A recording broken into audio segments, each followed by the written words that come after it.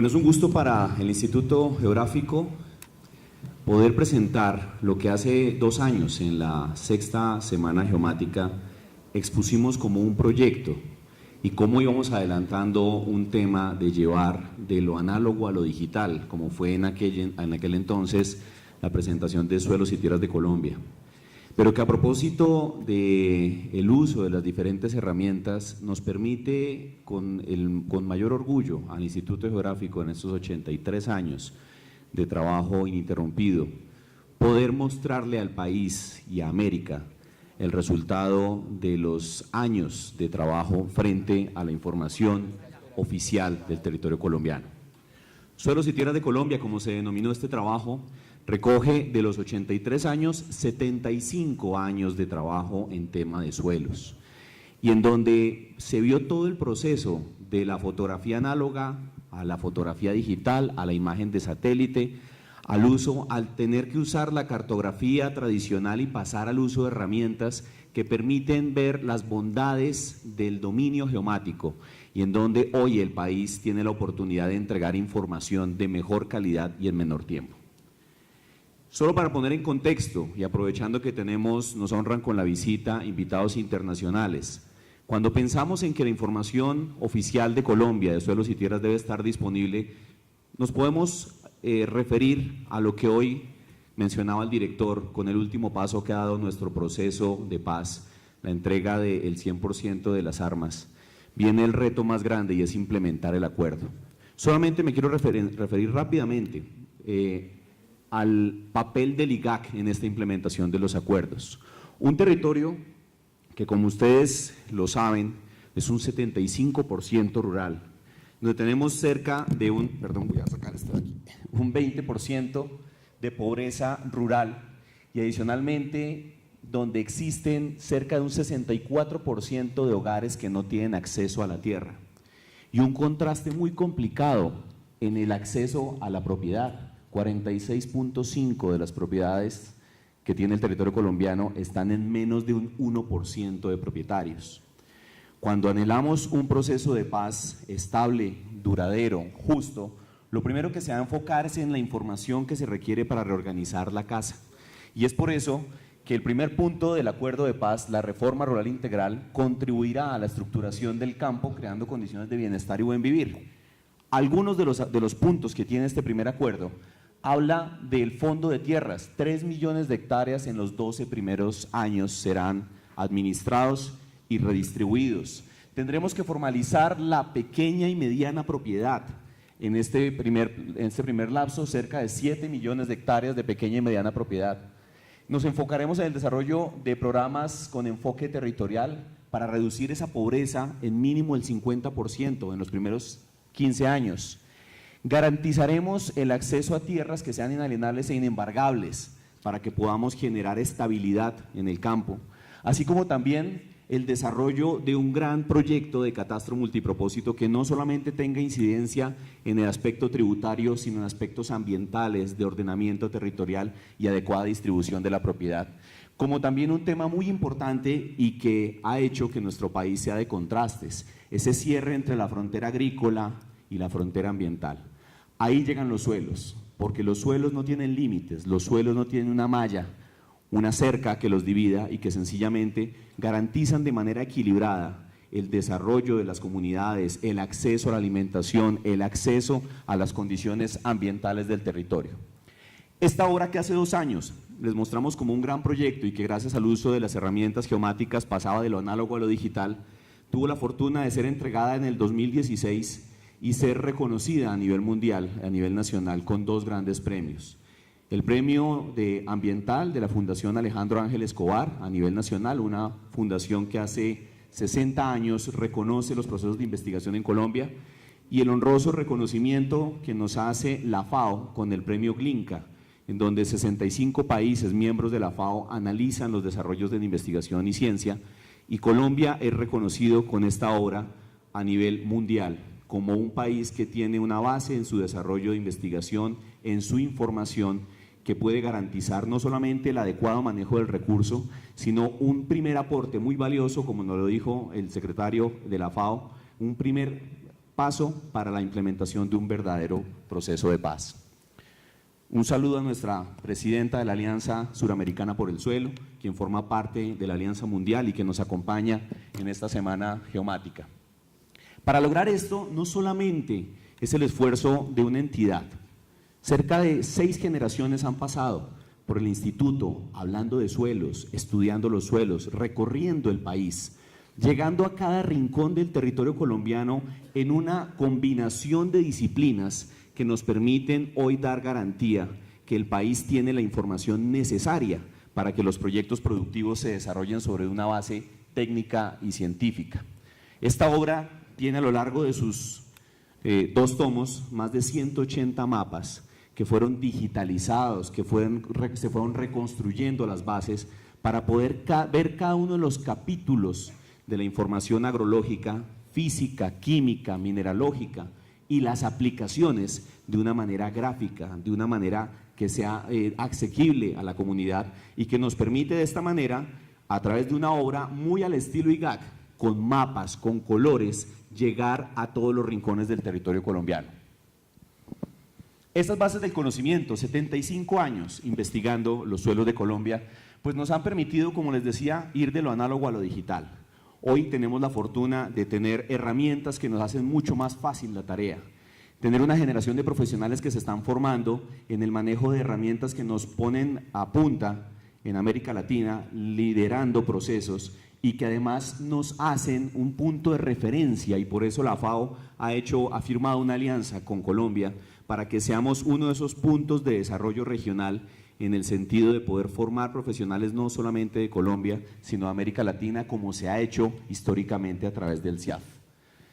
Más de 500 publicaciones fueron condensadas en esta obra, millones de muestras de suelos analizadas en el Laboratorio Nacional de Suelos, el primer laboratorio y más importante de Colombia, así como también 2 museos que tiene el instituto, el Museo de Geografía y el Museo de Suelos, que es una forma como le vamos mostrando el paso de la historia a nuestros visitantes y donde les explicamos las bondades del territorio colombiano. 75 años de experiencia continua en los suelos de Colombia, consolidando una de las principales escuelas del pensamiento agrológico del mundo. Este conocimiento, hoy el país tiene acceso a la información, quizás un tema muy técnico, pero que en el desarrollo de la obra vamos de lo técnico a lo simple, a lo sencillo, poder explicar para qué sirve el suelo. Y es por eso que podemos ver de manera gráfica algo que no estamos acostumbrados a hablar, de la edafodiversidad. Siempre nos han hablado que Colombia es uno de los países más diversos del mundo, pero nunca nos han dicho que somos diversos en suelos, pues somos un país edafodiverso, en donde los colores, las texturas, las formas, la profundidad del suelo, las características físicas, químicas, hacen que nosotros tengamos un recurso sobre el que nos paramos y sobre el cual no tenemos que descuidar, porque ahí está la garantía, no solo de un proceso de paz, sino la sostenibilidad y la vida de las generaciones futuras. Aquí un pequeño reflejo de lo que son los suelos de La Guajira, los suelos del Meta, los suelos de Antioquia, los suelos del Baupés, solo para verlo en colores, lo que es esta diversidad del territorio colombiano. Cada una de las propiedades los van a ver ustedes en mapas físicos, digitales, en donde vamos a hablar desde esos factores formadores del suelo, las formas del terreno, el material superficial, el clima, características que hacen que los suelos del territorio colombiano sean diferentes, donde hablaremos del paisaje, de los tipos de relieve, y cada una de esas propiedades del suelo, de las características del paisaje, están mapeados y están territorializados para poder decir que Colombia tiene un predominio de lomeríos y de montañas sobre las planicies y los valles. Asimismo, poder hablar de los tipos de relieve como también de los materiales que forman el suelo. Cuando vemos ese cambio entre las cordilleras, vamos de la cordillera oriental con unos colores y unas formas y pasamos a la cordillera central y a la occidental. Eso obedece a un proceso de evolución de nuestro país y hoy Colombia tiene la fortuna de tenerlo mapeado, de tenerlo en una información digital para poder ver que los suelos de Colombia principalmente, los materiales de origen sedimentarios o aluviales, o cuál es la incidencia de nuestro origen, de nuestras cenizas volcánicas en la cordillera central.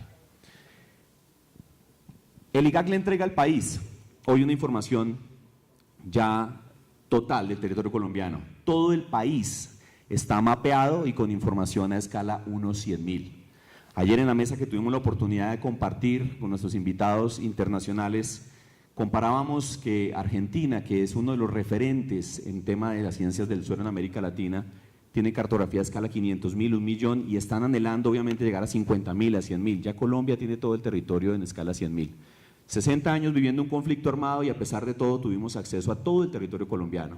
Y vamos cerca del 10% en escala 25.000. Y seguimos anhelando obviamente en mejorar la escala porque nos da mayor precisión. Pero este mensaje, cuando comparamos con lo que los hermanos de Argentina tienen, nos permite tener la tranquilidad que cuando nuestros planificadores dicen necesito una escala de mayor detalle y 100.000 no le sirve, pues ¿en qué estamos? Cuando el país no tiene, el mundo entero, tener 100.000 ya es un lujo. Tener 25.000 es un anhelo que estamos haciéndolo para las áreas productivas del país, para poder hacer un ordenamiento productivo sostenible, proteger esos suelos, así como también los nacimientos de agua, los páramos y los humedales. Esa es la distribución de la información. Vemos aquí sectores de la altillanura colombiana, sectores de Nariño, el Valle del Cauca, Boyacá, la zona de La Mojana, sur de La Guajira, que tienen estudios 25.000, pero como les decía, ya el 100.000 está de todo el territorio y en escala 10.000 unos pequeños sectores del Valle del Cauca y Cundinamarca. A nivel de información de laboratorio, tenemos el 84% de los suelos analizados con características ácidas. Podemos darle la información al país que el 76% de nuestros suelos tienen fertilidad baja o muy baja. Y enfoque también un dato para los temas ambientales, que el 72% presenta bajos contenidos de materia orgánica. Este es un mensaje mapeado para los planificadores del territorio y los investigadores en términos de cambio climático, en términos de fijación de carbono, datos que se dan como línea base para que la investigación del territorio colombiano tenga unas bases técnicas sólidas. Con esta información, ¿qué hacemos? Como les decíamos, o el director también en su intervención hablaba de la gestión del riesgo, cuando hablamos de cambio climático, cuando hablamos de ordenamiento territorial, estos insumos han sido analizados y mapeados de igual manera cuando hablamos, por ejemplo, de la capacidad de uso de las tierras.